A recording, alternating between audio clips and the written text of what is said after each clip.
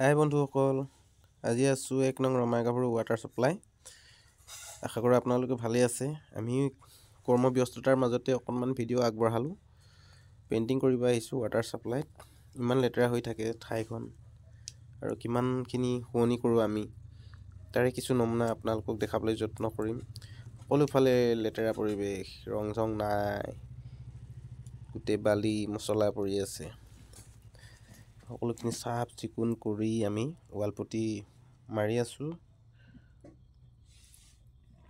যোৱাকালি আহিলোঁ, ডাৱৰীয়া বতৰ যদিও যথেষ্টখিনি কাম অগ্ৰগতি হৈ গ'ল। ভিতৰৰখিনি কাম প্ৰায় শেষেই হৈ গৈছে, বাহিৰত কাম ৰৈ গৈছে।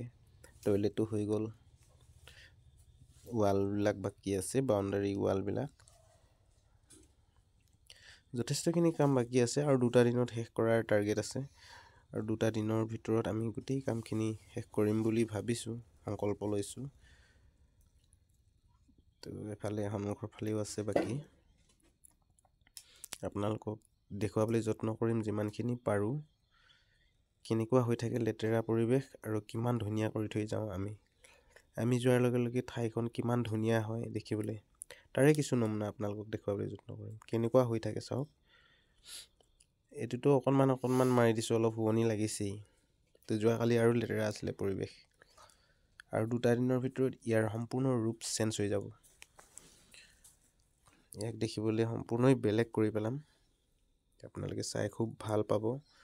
দৰ্জা খিৰিকীবিলাক, লোহাবিলাক বাকী আছে, ৱালবিলাক বাকী আছে, পেইণ্টিং কৰিবৰ কাৰণে, পুটি মাৰিবৰ কাৰণে বহুত বাকী আছিল। ৰ'ডবিলাক আছে, পষ্টবিলাক আছে, যথেষ্টখিনি কাম বাকী আছে।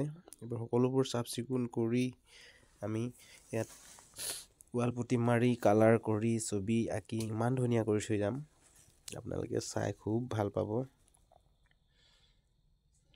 এবাৰ অকণমান ওপৰত উঠি লৈছোঁ, ওপৰৰ পৰা আপোনালোকক দেখাবলৈ যত্ন কৰিম কেনেকুৱা হৈ থাকে ৱালবিলাক দেখিবলৈ।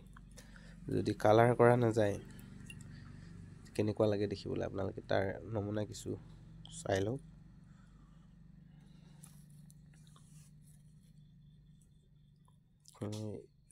খিৰিকীখন চাওক কিমান লেতেৰা হৈ আছে। মোৰ বন্ধুসকলো প্ৰায় সাজু হৈছে।